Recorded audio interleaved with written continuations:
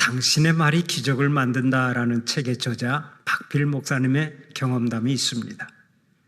박 목사님이 오래전 서울 신림동 지역 달동네에서 혼자 사는 할머니 집을 신방하게 되었습니다.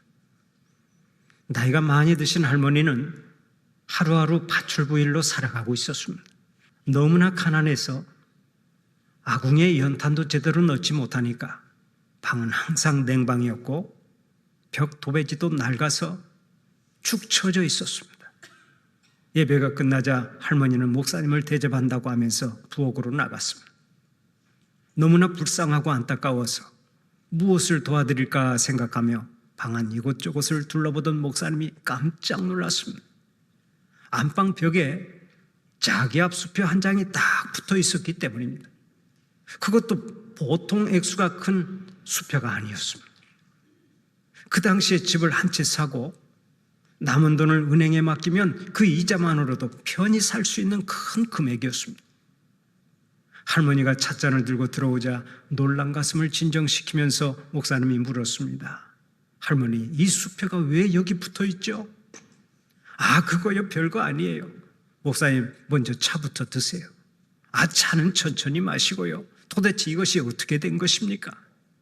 그러자 할머니는 대수롭지 않다는 듯이 말했습니다. 아, 그거요, 제가 지난해에 자식들이 간호하지 않는 할아버지 한 분을 정성껏 병간호한 적이 있습니다. 그런데 어느 날 그 할아버지가 저를 부르더니 저 종이 쪽지를 제 손에 쥐어주게 고맙다고 인사하며 받았죠. 그 며칠 있지 않아 그 할아버지는 세상을 떠났는데 그분이 주고 간 선물이어서 그냥 기념으로 벽에 붙여둔 것입니다. 할머니, 이것은 돈이에요, 돈. 돈도 엄청나게 큰 돈이라고. 아니, 그 종이 쪼가리가 무슨 돈이랍니까? 이건 수표라고 하는 것인데 이걸 은행에 가서 돈으로 바꾸면 집도 사고 평생 먹고 살 수 있는 큰 금액이 되는 거예요. 그러자 할머니는 혀를 차면서 이렇게 말하더랍니다. 아이고, 이놈의 까막눈, 이를 어떻게 하면 좋습니까? 여러분, 그 다음에 할머니가 어떻게 살았겠습니까? 책에는 내용이 안 나오지만은 그 큰 돈을 찾아서 집도 사고 잘 먹고 잘 살았을 것입니다. 아무리 귀한 것도 그 가치를 모르면 휴지처럼 여길 수 있습니다. 마찬가지입니다. 인류 최대의 명절인 성탄절이 다가오지만 우리가 성탄절의 주인공인 예수님 없는 성탄절을 보낸다면 그야말로 성탄절은 아무런 가치가 없습니다. 벽에 붙어있는 수표를 은행에 가서 현금으로 바꿔야 가치가 드러나는 것처럼 이 땅에 구세주로 오신 예수님을 마음속에 영접하고 감사하며 축하해야 성탄의 가치가 있고 의미도 있는 것입니다. 성탄절의 주인공은 예수님이십니다. 산타클로스나 장사꾼이 성탄절의 주인공 노릇을 하면 안 됩니다. 어떤 장사꾼은 영광굴비를 팔기 위해서 트럭에다 이런 글귀를 써붙였다고 합니다. 하늘에는 영광, 땅에는 굴비. 하늘에는 영광이요 땅에는 평화로다 하고 노래했던 천사의 메시지가 영광굴비 장사꾼에게 도용당하고 만 것입니다. 생각이 하도 기발해서 웃음이 터져 나왔지만 이것이 오늘 성탄을 맞이하는 현대인의 모습이 아닐까 하는 생각이 듭니다. 성탄의 주인공은 누가 뭐라 해도 예수님이십니다. 그래서 해마다 성탄절이 돌아오면 우리가 메리 크리스마스 하고 인사하는 것입니다. 여러분, 크리스마스가 무슨 뜻입니까? 영어로 메시아를 뜻하는 크라이스트와 미사를 뜻하는 마스가 합쳐져서 크리스마스가 된 것입니다. 그러니까 크리스마스는 구세주로 오신 그리스도를 예배하는 날입니다. 만약 성탄을 축하한다고 하면서 예배도 없이 먹고 마시고 즐기는 것으로 끝난다면 크리스마스는 아무런 의미가 없는 것입니다. 잊지 마십시오. 누가 뭐라 해도 크리스마스의 주인공은 예수님이십니다. 예수님이 이 땅에 오시지 않았다면 크리스마스도 생겨나지도 않았을 것입니다. 예수님이 구세주로 오시지 않았다면 온 인류가 이렇게 기뻐하지도 않을 것입니다. 예수님이 오시면서 사람들은 영원한 소망을 갖게 되었고, 예수님이 오시면서 우리가 구원의 은총을 받게 된 것입니다. 그러면 성령으로 잉태되신 예수님은 왜 이 땅에 오셨습니까? 한마디로 말해서 우리를 구원하기 위해 오셨습니다.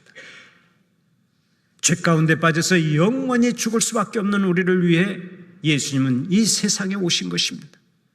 그래서 오늘의 본문 21절을 보면 이렇게 말씀합니다. 아들을 낳으리니 이름을 예수라 하라. 이는 그가 자기 백성을 그들의 죄에서 구원할 자이심이라 하니라. 예수라고 하는 이름은 자기 백성을 저희 죄에서 구원할 자라는 뜻을 가지고 있다는 말씀이죠. 여호와께서 구원하신다라는 뜻을 가지고 있는 히브리어 여호수아를 헬라어로 바꾸면 예수가 되는데, 예수님의 이름이 구원자 예수가 된 것입니다. 하나님께서는 예수님이 태어나시기도 전에 이름을 통해서 구세주로 오실 것을 말씀해 주셨습니다. 이 말씀대로 예수님은 우리를 죄에서 구원하시기 위해 이 땅에 오셨습니다. 친히 십자가를 지셨습니다.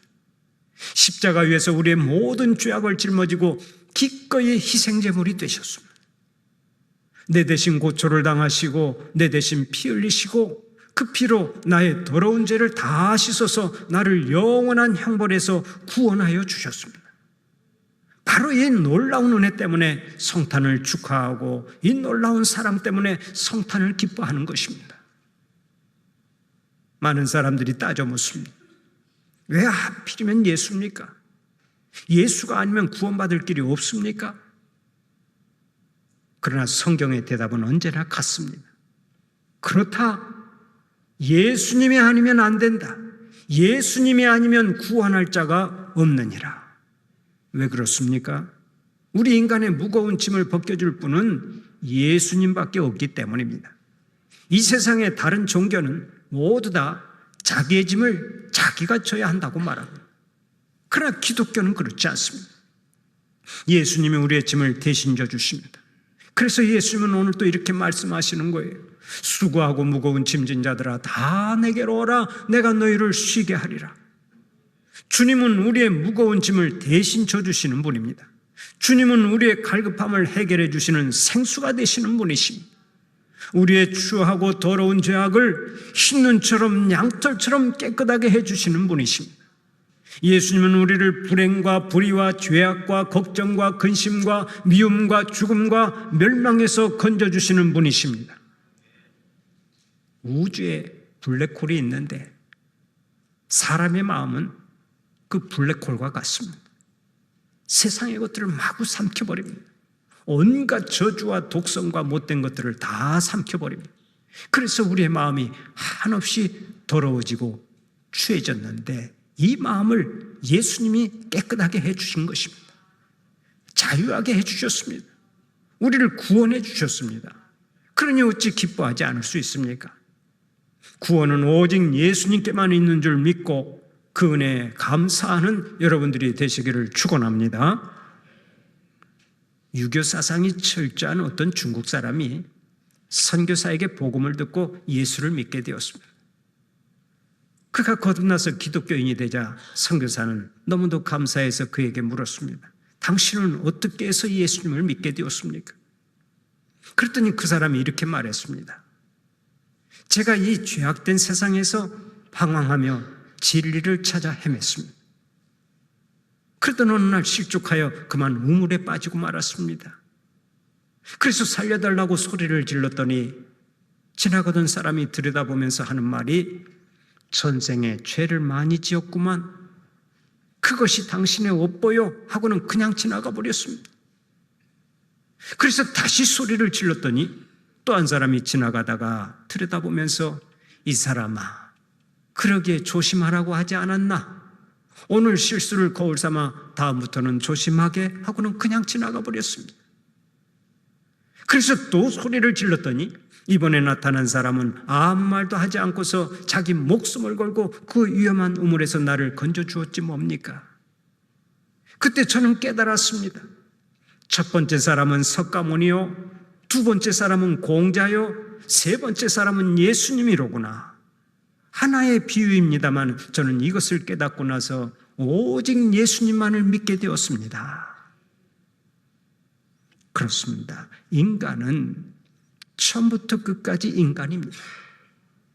한계가 있습니다. 그러므로 인간은 그 누구도 스스로를 구원할 수가 없습니다. 다른 사람을 구원할 능력도 없습니다. 오직 하늘로부터 오신 분만이 우리를 구원하실 수 있는 것입니다. 그분이 누굽니까? 이 아름다운 성탄의 계절에 인간의 몸을 입고 이 땅에 오신 예수 그리스도십니다. 예수님은 이 땅에 오셔서 우리를 친히 구하기 위해 십자가를 지셨습니다. 십자가 위에서 한 손으로는 하나님의 손을 잡고 또 한 손으로는 우리 죄인들의 손을 잡으신 채 기꺼이 희생제물이 되셨습니다. 그래서 우리의 더러운 죄를 사하시고 하나님과 우리 사이에 사랑의 다리를 놓아주셨습니다. 그 은혜로 우리가 구원받고 영생을 누리게 된 것입니다. 그 사랑으로 우리가 거듭나고 그 사랑으로 우리가 새롭게 되었다는 말씀입니다. 그러므로 오늘 또 주님 앞에 나오기만 하면 거듭나게 되고 변화하게 되고 새롭게 되는 줄 믿으시기를 바랍니다. 많은 사람들이 자기 자녀를 고쳐보려고 애를 씁니다. 친구들을 새롭게 해보려고 힘을 쏟습니다. 인간을 개혁해보려고 온갖 노력을 다 경주합니다. 그러나 누가 인간을 근본적으로 개혁할 수가 있습니까? 누가 인간을 고치고 누가 인간을 새롭게 할 수 있습니까? 인간의 힘만 가지고 개혁에 성공한 일이 없습니다. 인간의 힘만 가지고 새로워진 경우는 인류 역사에 단 한 번도 없습니다. 복음의 빛이 비치지 않는데 누가 어둠 속에서 빠져나올 수 있습니까? 복음의 빛이 비치지 않는데 누가 새로워질 수 있습니까? 안 되는 것입니다. 예수님은 이 어두운 세상에 생명의 빛으로 오신 것입니다. 그러므로 우리가 모든 죄악을 떨쳐버리고 구원받는 길은 예수님께 돌아오는 길밖에 없습니다. 물을 떠난 물고기는 물속으로 돌아와야 사는 것처럼 우리 인생이 사는 비결은 인생의 주인 되시는 예수님께 돌아오는 길밖에 없습니다. 믿으시면 크게 아멘 합시다. 예수님께 돌아오는 길만이 사는 길입니다. 그런데 오늘의 본문 23절을 보면 예수님의 이름이 또 하나 더 있죠. 보라, 처녀가 잉태하여 아들을 낳을 것이요 그의 이름은 임마누엘이라 하리라 하셨으니 이를 번역한즉 하나님이 우리와 함께 계시다 함이라. 예수님의 또 다른 이름이 뭐라고 말씀합니까? 바로 임마누엘입니다. 임마누엘은 하나님이 우리와 함께 계신다 하는 뜻입니다. 이 땅에 구세주로 오신 예수님을 통해서 하나님은 언제나 우리와 함께 하시겠다는 것인데 이것이야말로 얼마나 놀라운 은혜입니까? 하나님은 예수님을 통해서 우리에게 최고의 선물을 주신 것입니다. 그래서 영국의 탁월한 설교자 캠벨 몰간은 이렇게 말한 적이 있습니다. 임마누엘이라는 사실보다 더 위대한 소망은 없다. 하나님이 우리와 함께 하신다는 사실보다 더 위대한 소망은 없다고 말했습니다. 인간은 아무리 사랑해도 계속해서 함께 할 수가 없습니다. 언제나 시공간의 제한을 받습니다. 사랑하는 사람이 아무리 나를 사랑한다 해도 언제까지나 계속 함께 할 수 없죠. 언젠가는 이별하는 날이 찾아옵니다. 언젠가는 목 놓아 울면서 사랑하는 사람의 이름을 불러도 그 이름은 대답 없는 이름이 되는 날이 오는 것입니다. 그래서 시인 김소월은 주군님을 그리워하며 초원이라고 하는 시를 통해서 이렇게 노래한 바 있습니다. 산산이 부서진 이름이여 허공 중에 헤어진 이름이여 불러도 주인 없는 이름이여 부르다가 내가 죽을 이름이여 서름에 겹도록 부르노라 선체로 이 자리에 돌이 되어도 부르다가 내가 죽을 이름이여 사랑하던 그 이름이여 사랑하던 그 이름이여. 인간의 정은 끊어지면 아무리 애타게 불러도 소용이 없습니다. 그러나 예수님은 내가 부르기도 전에 내 곁에 함께 있기를 원하셨습니다. 그래서 빛나고 높은 하늘 보좌를 버리고 가장 낮은 곳으로 오셨습니다. 예수님께서는 우리와 함께 하시려고 예수님의 모든 것을 포기하셨습니다. 십자가에서 예수님의 몸을 찢으시고 생명을 버리셨습니다. 우리의 죄를 사하시고 영원토록 우리와 함께 하시기 위해 기꺼이 희생제물이 되신 것입니다. 인간의 필요에 의해 만들어진 관계는 필요가 사라지는 순간 모두 다 우리 곁을 떠나고 말지요. 그러나 주님은 우리를 위하여 모든 것을 포기하셨고 오늘 또 우리 가운데 임마누엘 하시고 계십니다. 볼지어다 내가 세상 끝날까지 너희와 항상 함께 있으리라. 항상 함께 있으리라. 우리가 주님의 영광스러운 보좌에 서는 날까지 주님은 우리와 늘 함께 해주시는 줄 믿으시기를 바랍니다. 우리를 눈동자같이 지키시고 보호해 주시는 줄 믿으시기 바랍니다. 성탄은 예수님이 우리를 구원하시려고 친히 이 땅에 오신 것을 말합니다. 예수님은 우리를 죄와 사망에서 건지시고 영원한 생명을 주시려고 이 세상에 오셨습니다. 그래서 오늘 또 모든 백성들이 즐거워하며 성탄을 축하하는 것입니다. 사실 우리는 성탄하신 예수님 때문에 이렇게 즐거워하고 기뻐하지만 하나님 편에서는 참으로 안타까운 일이 아닐 수 없습니다. 왜 그렇습니까? 하나님은 우리들을 구원하시기 위해 하나밖에 없는 아들 예수 그리스도를 이 세상에 보내셔야 했기 때문입니다. 바로 이것이 하나님의 놀라운 은혜입니다. 이것이 하나님의 끝없는 사랑이라고요. 그러면 하나님의 놀라운 은혜를 알고 끝없는 사랑을 체험한 우리들은 어떻게 살아야 하겠습니까? 최고의 성탄 축하는 무엇입니까? 첫째로 하나님을 찬양해야 합니다. 주님의 놀라운 은총을 늘 찬송해야 합니다. 들판에서 양을 치던 목자들은 성탄하신 예수님을 보고 즉각 영광을 돌렸습니다. 찬송하며 돌아갔습니다. 시므온도 아기 예수를 안고 하나님을 찬송했습니다. 안나 선지자 역시 아기 예수를 보고 하나님께 감사하며 영광을 돌렸습니다. 사랑하는 우리 성도들은 구세주 예수 그리스도를 보내주신 하나님을 찬양하는 자들이 되시기를 바랍니다.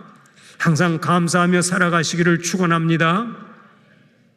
영국의 아이삭 와츠 목사님은 평생을 독신으로 살면서 복음 전파를 했고 찬송가 작시에 전력을 다했던 사람입니다. 근대 찬송의 아버지로 불리는 그가 예수님이 오심을 너무나 감사해서 찬송가 115장을 지었는데 그 가사가 이렇습니다.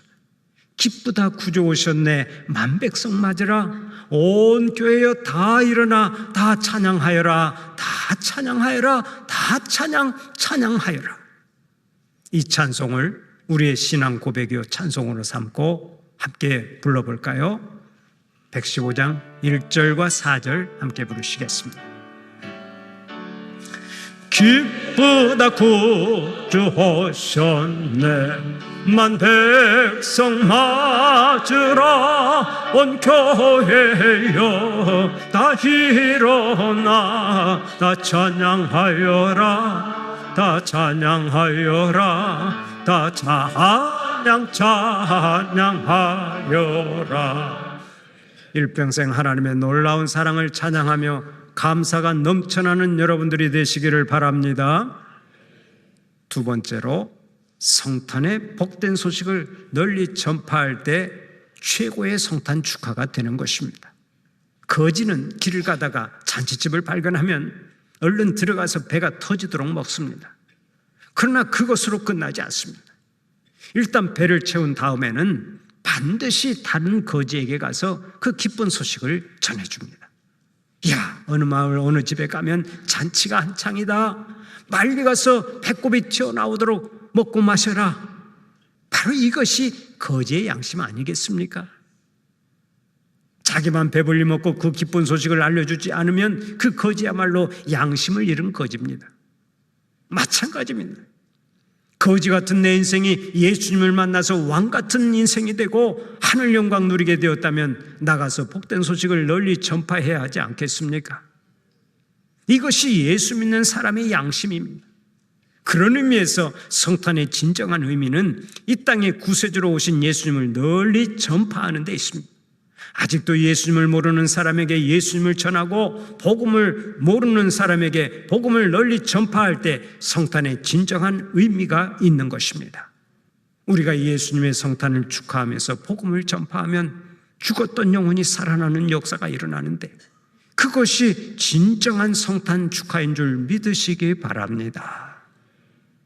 마지막으로 주님의 사랑을 나누어야 진정한 성탄 축하가 되는 것입니다.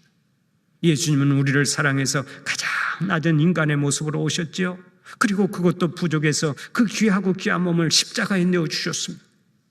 이 놀라운 사랑으로 우리가 죄사함을 받았고 완전히 새로워졌습니다. 우리가 구원받았습니다. 이 은혜를 입은 우리에게 구세주 되신 예수님은 오늘 또 이렇게 말씀하십니다.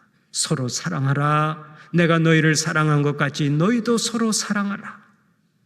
예수님은 우리가 가난한 자, 고독한 자, 방황하는 자, 슬퍼하는 자, 병든 자들을 찾아가 사랑을 베풀기를 원하십니다. 주님처럼 사랑의 걸음으로 다가갈 때 죽었던 영혼들이 살아나고 낙심한 영혼들이 하늘의 영원한 소망을 갖기 때문입니다. 가슴 아프게도 우리 주위에는 곤고한 사람들이 너무나 많습니다. 힘들게 살아가는 사람들이 너무나 많습니다. 여러분, 왜 이런 사람들을 우리에게 붙여주신 줄 아십니까? 그들을 도와주고 그들을 위로하고 그들에게 주님 사랑을 함께 나누라고 붙여주신 것입니다. 그런데 우리가 주님의 마음을 알아서 주님의 사랑을 전하면 주님은 항상 우리와 함께 하시는 은혜를 베풀어 주십니다. 사랑하는 우리 성도들이 이 은혜를 체험하고 이 은혜를 누리는 자들이 되시기를 축원합니다.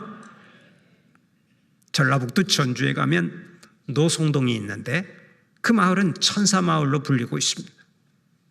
2000년도부터 해마다 연말이면 전주시 노송동 주민센터에 얼굴 없는 천사가 성금을 기부하고 있는데 지금까지 그가 기부한 금액은 약 10억 원이나 됩니다. 24년 동안이나 계속되고 있는 그의 선행을 기리기 위해서 지금은 주민센터 뒤편에 천사공원까지 조성되어 있고 골목에는 그를 기리는 벽화가 그려져 있습니다. 또 2017년부터 6억 원이 넘는 성금을 기부한 경상남도의 한 얼굴 없는 기부천사도 있습니다. 그는 해마다 몰래 성금을 놓고 가는데 한 번은 그가 쓴 손편지가 공개되면서 많은 감동을 주었습니다. 섬김과 낮아지심으로 세상에 오셔서 본을 보이시고 이를 행하라는 예수님의 가르침에 신용이라도 내고자 1년 동안 넣었던 적금을 기부합니다. 몸이 아파도 가난하여 치료를 받지 못하는 중증장애 노인과 독거노인의 긴급 의료비로 쓰이기를 바랍니다. 이 기부천사가 쓴 편지를 보면 예수를 잘 믿는 사람 같습니다. 예수님의 마음을 알아서 기꺼이 사랑을 나누고자 하는 것을 보면 틀림없는 크리스찬이죠. 우리 교회도 해마다 성탄절이 다가오면 성탄절 불우유 돕기 성금을 모금해서 가난한 자들과 함께 나누고 또 선교 헌금을 통해서 아프리카와 태국과 캄보디아, 네팔 등의 가난한 사람들과 주님의 사랑을 나누고 있는데 하나님께서 이 일을 크게 기뻐하실 줄로 믿습니다. 우리를 구원하기 위해 이 땅에 강림하신 예수님은 오늘 또 우리에게 말씀하십니다.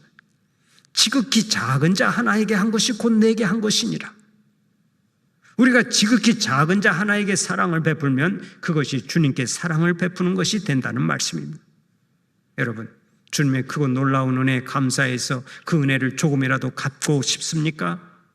그러면 주위에 있는 작은 자들에게 사랑을 베푸세요. 그것이 주님을 섬기는 일이 되기 때문입니다. 사랑하는 우리 성도들은 이 아름다운 성탄의 절기에 경배와 복음 전파와 사랑 나눔의 실천으로 예수님의 성탄을 크게 축하해서 하나님께 큰 영광 돌리시기를 간절히 축원합니다.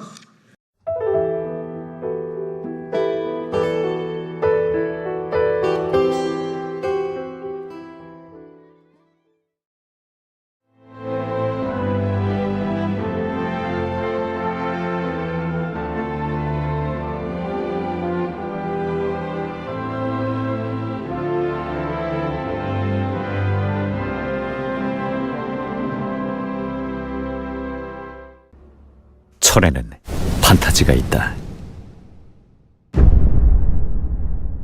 포스코